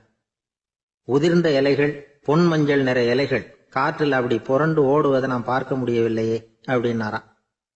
அது இல்லாம இந்த தோட்டம் உயிரோட்டம் உள்ளதா இருக்காது, இதுல பாடல் இல்லை, ஆடல் இல்லை, அதெல்லாம் இல்லாம இந்த தோட்டம் ரொம்பவும் செயற்கையா தெரியுதுன்னாராம். மன்னர் இப்பதான் யோசனை பண்ணார். கீழே கிடந்த காஞ்சி போன இலைகள் மட்டும் இல்ல, மரத்துல இருந்த காஞ்சி போன இலைகளையும் அப்புறப்படுத்தி சுத்தமா வச்சிருக்கிறார். இறப்பும் வாழ்க்கையினுடைய ஒரு பகுதி தான். மரணம்ங்கிறது வாழ்க்கைக்கு எதிரானது அல்ல, அதை நிரப்பும் ஒரு பகுதி தான் அது. மரணம் இல்லையில் வாழ்க்கையே இல்லை அப்படிங்கிறது பெரியவங்க கருத்து. இப்ப அந்த தோட்டம் அழகாதான் இருக்குது, இருந்தாலும் அது ஒரு ஓவியம் மாதிரி உயிர் இல்லாமல் இருக்கு. குரு ஒரு வாளியை கையில எடுத்துக்கிட்டார். தோட்டத்தை விட்டு வெளியில போனார். ஏற்கனவே வீசி எறிந்த அந்த சருகுகளை எல்லாம் அள்ளி கொண்டுட்டு வந்தார். உள்ள எல்லா இடங்கள்லயும் அதை வீசினார். உடனே காத்து அந்த காய்ந்த சருகுகளையும் பழுத்த இலைகளையும் அசைக்க ஆரம்பிச்சுட்டுது. இப்போ அங்க சலசல சத்தம், சங்கீதம், இலைகளின் நடனம். ஓவியம் மாதிரி இருந்த அந்த தோட்டத்துக்கு இப்போ உயிர் வந்துட்டுது. இதுதான் அந்த பொன்னான காற்று அப்படின்னாராம் குரு. மன்னருக்கு புரிஞ்சுது. மிகப்பெரிய ஜென் கேள்வி ஒன்று உண்டு. உம்மான் அப்படிங்கிற ஒரு பெரிய குருவை பார்த்து துறவி ஒருத்தர் கேட்டாராம், இலைகள் எல்லாம் கீழே விழுந்து மரங்கள் மொட்டையாக இருக்கும் பொழுது என்ன நடக்கும்? இதுதான் கேள்வி. இதுக்கு உம்மான் சொன்ன பதில் பொன்னான காற்று, தி கோல்டன் விண்ட் அப்படின்னாராம். இதுக்கு என்ன விளக்கம்னா, உன்னுடைய எண்ணங்கள் எல்லாம் உன்னுடைய மனசிலிருந்து கீழே விழுந்து உனது உள்ளுணர்வானது மொட்டையாக நிற்கும் நிலைதான் அது. உனது வேர்களின் அருகில் காற்று வீசுகிறது. எல்லா எண்ணங்களும் உன்னிலிருந்து வெகு தூரத்துக்கு புரண்டு கொண்டே சென்று விடுகிறது. நீ அவற்றை கடந்து விட்டால் நீ அவைகளுக்கெல்லாம் மேலெழுந்து கீழே பார்ப்பவனைப் போல நிற்க ஆரம்பித்து விடுவாய். அதுதான் தியானம் என்பது அப்படின்னு சொல்றாங்க. தியானம்ங்கிறது எண்ணத்துக்கு எதிரானது இல்ல, தியானம்ங்கிறது எண்ணங்களை கடந்து செல்வதுதான். அதுக்கப்புறம் நாம பொன்னிற காற்றுல ஆட ஆரம்பிச்சிருவோம். இதுதான் பெரியவர்கள் சொல்றது. என்கிட்ட ஒருத்தர் தோட்டம் அமைக்கணும்னு யோசனை கேட்டு வந்தார். எல்லாம் சொல்லி கொடுத்தேன். செடிகள்லாம் செழிப்பா வளரணும்னா வேர் காயாம பாத்துக்குங்க, தினமும் தண்ணி விடுங்க அப்படின்னு சொல்லி அனுப்பி வச்சேன். 1 மாசம் கழிச்சு அவர் தோட்டத்தை பாக்கிறதுக்காக போனேன். போய் பார்த்தா எல்லா செடியும் வாடி கிடக்குது. என்னங்க இப்படி பண்ணிவிட்டீங்கன்னு. நீங்க சொன்னபடிதான் செஞ்சேன்னார். என்ன செஞ்சீங்கன்னு கேட்டேன். வேறு காயாம பாத்துக்க சொன்னீங்க, தினமும் ஒரு தடவை எல்லா செடியையும் ஒவ்வொன்னா புடுங்கி பார்த்து வேறு காயாம இருக்கா அப்படின்னு பார்த்துட்டு அதுக்கப்புறம் தண்ணி பாய்ச்சனே, அவ்வளவுதானா. காஞ்சிபுரத்துல பல்லவ ராஜா ஒரு கோவில் கட்டினார், கைலாசநாதர் கோவில். அதுக்கு கும்பாபிஷேகம் பண்றதுக்கு ஒரு நாள் குறிப்பிட்டு அதுக்கு வேண்டிய ஏற்பாடுகள்லாம் பண்ணினார். முதல் காரியமா கடவுளை வேண்டிக்கிட்டார், நீங்க இந்த கும்பாபிஷேகத்துக்கு நேர்ல கலந்துக்கணும்னார். கடவுள் அந்த ராஜா கனவுல வந்தார். நீ கும்பாபிஷேகம் வச்சிருக்கிற அதே நாள்ல அதே நேரத்துல எனக்கு இன்னொரு ஊர்ல ஒரு கும்பாபிஷேகம் இருக்குது, அதுக்கு போக வேண்டியிருக்கு. அதாவது திருநின்ற ஊர்ல என்னுடைய பக்தர் ஒருத்தர், அவரும் ஒரு கோயில் கட்டி கும்பாபிஷேகம் செய்யறார். நான் அதுக்கு போக வேண்டியிருக்கு, அதனால உன்னுடைய தேதியை நீ மாத்தி வச்சுக்கோ அப்படின்னார். கடவுள் தான் எங்கேயும் இருக்கிறவராச்சே, அவர் நினைச்சா 2 இடத்துலயும் இருந்து கோயில் கும்பாபிஷேகத்தை நடத்த முடியாதா? ஏன் அப்படி செய்யல? அது ஒரு முக்கியமான காரணத்துக்காகத்தான். திருநின்ற ஊர்ல இருந்த பூசலாருங்கிற அந்த அடியாரின் பெருமையை இந்த உலகத்துக்கு எடுத்து காட்டணுங்கிறதுக்காகத்தான் கடவுள் அந்த ராஜா கிட்ட அப்படி சொன்னார். சரி, அந்த அடியார் அப்படி என்னதான் பெருசா கோயில் கட்டி விட்டார்? ராஜா கட்டின கோயிலை விட பெருசா? அவர் கட்டினது கருங்கல்லாலேயோ மண்ணாலேயோ மரத்தாலேயோ இல்ல. அவர் கட்டின கோயில் வேற மாதிரி. அது மனசால கட்டின கோயில், மனசுக்குள்ள இருக்கிற கோவில், மனக்கோவில். அந்த அடியார் தன்னோட மனசுக்குள்ள மாசக்கணக்கா ஒவ்வொரு கல்லா சேர்த்து கட்டின கோவில். இந்த விஷயம் ராஜாவுக்கு தெரியாது. அவர் என்ன நினைச்சுட்டாரு, அது நாம கட்டின கற்கோயிலை விட ரொம்ப பெருசா இருக்கும் போல இருக்கு அப்படின்னு நினைச்சுட்டாரு. சரி, அப்பேற்பட்ட அந்த கோயிலை தரிசனம் பண்ணிவிட்டு வருவோம் அப்படின்னு நினைச்சு ராஜா திருநின்ற ஊருக்கு போறார். அங்க போய் பார்த்தா கோயிலையும் காணும், ஒன்னையும் காணும். கடைசியில பூசலார் கட்டின மணக்கோவில் தான் அதுங்கிறத அவர் புரிஞ்சுக்கிறார். உடனே அந்த அடியாரின் காலில் விழுந்து வணங்குறார். அவரோ, இது மனசால முயன்ற கோவில், இதுக்கு இத்தனை பெருமையா அப்படின்னு ஆச்சரியப்படுறார். இதுல ஆச்சரியப்படுறதுக்கு ஒண்ணும் இல்ல. ஆண்டவன் விரும்புறது அகபக்தியையே தவிர புற தோற்றங்களே அல்ல. இதை நாம புரிஞ்சுக்கிட்டோம்னா நமக்குள்ள எந்த வேறுபாடுகளும் வர்றதுக்கு வழியே இல்லை. இன்னொரு ராஜா இருந்தார். அவரு ஆண்டவனுக்கு படைக்கிறதுக்காக ஒரு தார் நல்ல செவ்வாழை பழமா எடுத்துக்கிட்டு போகணும்னு நினைச்சார். அதனால முத நாளே அதை வாங்கிட்டு வர சொன்னார் வேலைக்காரங்கிட்ட. வேலைக்காரன் போனான், கடைத்தெருவில் ஒரு தார் பழம் வாங்கினான். வர்ற வழியில அவன் குடிசை. அப்படியே எட்டி பார்த்துட்டு போவோமேன்னு நினைச்சான். போனான். அங்கே இவனோட குழந்தை பாவம் பசியால கத்திக்கிட்டு இருக்கு. இவன் பார்த்தான், இவ்வளவு பெரிய தாரில் ஒரு 2 பழம் எடுத்தா தெரியவா போகுது அப்படின்னு நினைச்சு ஒரு 2 பழத்தை பிச்சு அந்த குழந்தைகிட்ட கொடுத்தான். அது அதை வாங்கி வயிறார சாப்பிட்டுது. பசி அடங்குச்சு, விளையாட போயிட்டுது. இவன் அதுக்கப்புறம் வாழைப்பழத்தை எடுத்துக்கிட்டு அரண்மனைக்கு வந்தான். 2 பழம் பிச்சிருக்கிறது ராஜாவுக்கு தெரிஞ்சு போச்சு. இவன் உண்மையை சொல்லிவிட்டான். உடனே ராஜா, கடவுளுக்கு படைக்க வேண்டிய பொருளை குழந்தை எச்சில் பண்ண விட்டுருக்கியே அப்படின்னு சொல்லி அவனை கட்டி வச்சு சாட்டையால் அடிச்சார் பாவம். மறுநாள் பழத்தை கோயிலுக்கு எடுத்துட்டு போனார். கடவுள் முன்னாடி வச்சார். கடவுள் கண்ணை திறந்து பார்த்தார், பழம்லாம் அழுகி இருக்குது. என்ன இது அழுகி போன பழம் அப்படின்னார். ராஜா முழிச்சார். நல்லா தானே இருந்தது அப்படின்னு நினைச்சார். அப்போ கடவுள் அந்த ராஜா கிட்ட சொன்னாராம், இதை பார்ப்பா, இந்த தாரில் 2 பழம் தான் நல்ல பழம். அந்த 2 பழங்களையும் நேத்திக்கே நான் சாப்பிட்டுட்டேன் அப்படின்னாராம். அப்பதான் ராஜாவுக்கு புரிஞ்சுது, ஏழை குழந்தையின் பசியை தீர்க்கறதுக்காக உதவுன அந்த 2 பழம் தான் இறைவன் சாப்பிட்ட பழம்னு. இறைவன் இருக்கிற இடம் எது? இதுதான். ஒரு தந்தை தன்னோட பிள்ளைய ரொம்ப தைரியசாலியா வளர்க்கணும்னு ஆசைப்பட்டார். அதுக்காக அவனை கூப்பிட்டு உட்கார வச்சு இப்படி உபதேசம் பண்ணார். இதை பாருப்பா, நான் உன்னாட்டம் இருக்கிறப்போலாம் எதுக்கும் பயப்பட மாட்டேன், ரொம்ப துணிச்சலா இருப்பேன். ஒரு நாள் ஒரு அப்பாவி எலிய ஒரு பூனை துரத்திட்டு ஓடிச்சு. நான் உடனே என்ன செஞ்சேன் தெரியுமா? அந்த பூனையை பிடிச்சேன். அது வாலில் ஒரு பட்டாசு சரத்தை கட்டினேன், கொளுத்தி விட்டேன். படபடன்னு வெடிக்க ஆரம்பிச்சுட்டுது. அது துள்ளிக்கிட்டு அங்கேயும் இங்கேயும் ஓடி இருக்கு பாரு ஓட்டம், ரொம்ப தமாஷு அப்படின்னார் அப்பா. இப்படி சொல்லிவிட்டு பையனை பார்த்து, இதை கேட்கறதுக்கு உனக்கும் துணிச்சல் வருதா? நான் என்னுடைய செயலை நீ கேட்குறப்போ உனக்கு துணிச்சல் வருதா அப்படின்னு கேட்டார். வருதுன்னா பையன். எப்படின்னா அப்படிங்கிற விவரத்தையும் சொன்னான் அவன். அதாவது, எலிய விரட்டினத்துக்காக பூனை வாலில் பட்டாசு கொளுத்துனீங்க நீங்க, பூனையை விரட்டினத்துக்காக உங்க கழுத்துல பட்டாசு சரத்தை மாட்டினா என்னன்னு தோணுது எனக்கு அப்படின்னு நான் பையன். பையனோட துணிச்சல் அப்பாவே நடுங்க வச்சுட்டுது. அது சரி, ஒரு அப்பா பிள்ளைக்கு இப்படியா உபதேசம் பண்றது? எல்லாருக்கிட்டையும் அன்பா பழகிறது எப்படி அப்படின்னு சொல்லி கொடுக்கணும். பிஞ்சு உள்ளங்கள்ல நஞ்ச தூவலாமா? ஒரு நாள் விநாயகர் ஒரு பூனையோட விளையாடிக்கிட்டு இருந்தாராம். அப்படி ஆசையா விளையாடிக்கிட்டு இருந்தப்ப அவரோட கை நகம் தவறுதெல்லாம் பூனையோட முகத்துல பட்டுட்டுதான்.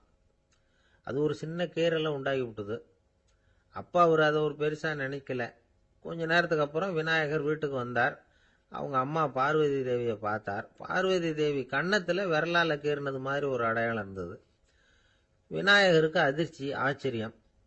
நம்ம அம்மா இந்த உலகத்துக்கே தாயார், அப்பேற்பட்ட அவங்க முகத்திலேயே கீரலை உண்டாக்கக்கூடியவங்க யாரா இருக்க முடியும் அப்படின்னு யோசனை பண்ணார். தாயே, உன்னுடைய கன்னத்தில் இந்த வடு எப்படிம்மா ஏற்பட்டதுன்னு கேட்டார். குழந்தாய், இது நீ செஞ்ச காரியம்தான்ப்பா, உன்னுடைய கை நகம் கீறினதுனால ஏற்பட்ட வடு தான் இது அப்படின்னாங்க அவங்க. விநாயகர் திடுக்கிட்டு போட்டார். எப்படிம்மா அது? நான் எந்த காலத்திலையும் உன்னை அப்படி கீறினதாக எனக்கு நினைவு இல்லையே அப்படின்னார். இன்னைக்கு காலையில் ஒரு பூனையை கீறினதை நீ மறந்துட்டியா அப்படின்னாங்க அந்த அம்மா. விநாயகர் திகைச்சு போய் நின்னார். பார்வதி தேவி சொன்னாங்க, இதை பார்ப்பா, இந்த உலகத்தில் இருக்கக்கூடிய எல்லா உயிர்கள்லையும் நான் இருக்கிறேன். நான் தான் இந்த உலகமாக ஆகியிருக்கிறேன். ஆகையினால நீ யாரை துன்புறுத்தினாலும் அது உண்மையிலேயே என்ன துன்புறுத்தினதாக தான் முடியும் அப்படின்னாங்க. விநாயகர் மனசுக்குள்ள ஒரு வெளிச்சம் ஏற்பட்டுதான். அதுக்கப்புறம் அவர் யாரையுமே கல்யாணம் பண்ணிக்காததுக்கு அதுதான் காரணமா. இந்த உலகத்தில் எல்லாரையும், இங்கே இருக்கிற எல்லாத்தையும் தாயின் வடிவமாக அவர் பார்க்க ஆரம்பிச்சிட்டாராம். குருதேவர் ராமகிருஷ்ணர் இந்த கதையை எடுத்து சொல்லியிருக்கிறார். நபிகள் நாயகம் ஒரு தடவை ஒரு நாற்காலியில் உட்காந்து என்னமோ யோசனை பண்ணிட்டு இருந்திருக்கிறார். அப்போ அவரோட உடையில ஒரு கீழ்ப்பகுதி தரையில் படிஞ்சு கிடந்திருக்குது. அங்கே விளையாடிக்கிட்டு இருந்த ஒரு பூனை அது மேலே வந்து படுத்து தூங்கி போச்சு. தொழுகை செய்ய வேண்டிய நேரம் வந்துட்டது. நபிகள் நாயகம் எழுந்திருக்க பார்த்தார். அப்போதான் பூனை தன்னோட உடை மேலே படுத்து தூங்கிட்டு இருக்கிறது கண்ணில் படுது. பூனையோட தூக்கத்தை கலைக்க விரும்பல. அவர் தன்னுடைய சகோதரியை கூப்பிட்டார். ஒரு கத்திரிக்கோல் எடுத்துட்டு வர சொன்னார். பூனை படுத்திருந்த உடை பகுதி மட்டும் இருக்குல்ல, அதை மட்டும் அதோட கத்திரிச்சு விட்டுட்டு அதுக்கப்புறம் அவர் எழுந்திரிச்சு தொழுகைக்கு போனாராம். அதாவது பிற உயிர்கள் கிட்ட எப்படி அன்பு காட்டணுங்கிறத பெரியவங்க எவ்வளவோ விதத்துல நமக்கு எடுத்து காட்டியிருக்கிறாங்க. இருந்தாலும் எத்தனை பேர் மனசுல அதெல்லாம் உரைச்சிருக்குது. நாமளும் நம்ம ட்ரெஸ் மேல ஒரு பூனை படுத்திருந்தா ஒரு கத்திரிக்கோலை தான் தேடுவோம், எடுத்துட்டு வர சொல்லுவோம். துணியை வெட்டுறதுக்கு பதிலாக இல்லை அதோட வாழை வெட்டினா என்ன அப்படின்னு தோணும். ஒரு ஆள் ரொம்ப பிரியமா ஒரு பூனையை ஆற்றுல குளிப்பாட்டிக்கிட்டு இருந்தானா. எப்படி? அந்த பூனையை ஆற்று தண்ணியில் அமுக்கி அமுக்கி குளிப்பாட்டிக்கிட்டு இருக்கிறான். அந்த வழியாக போன பெரிய ஒருத்தர் இதை பார்த்தார். இதை பார்ப்பா, பூனையை அது மாதிரி ஆற்று தண்ணியில் அமுக்கி குளிப்பாட்டாத, மூச்சு திணறி செத்து போடும் அப்படின்னு அட்வைஸ் பண்ணார். நீ போய் அவன் வேலையை பார்த்துக்கிட்டு, எனக்கு எல்லாம் தெரியும்னா இவன் சரின்னு ஒரு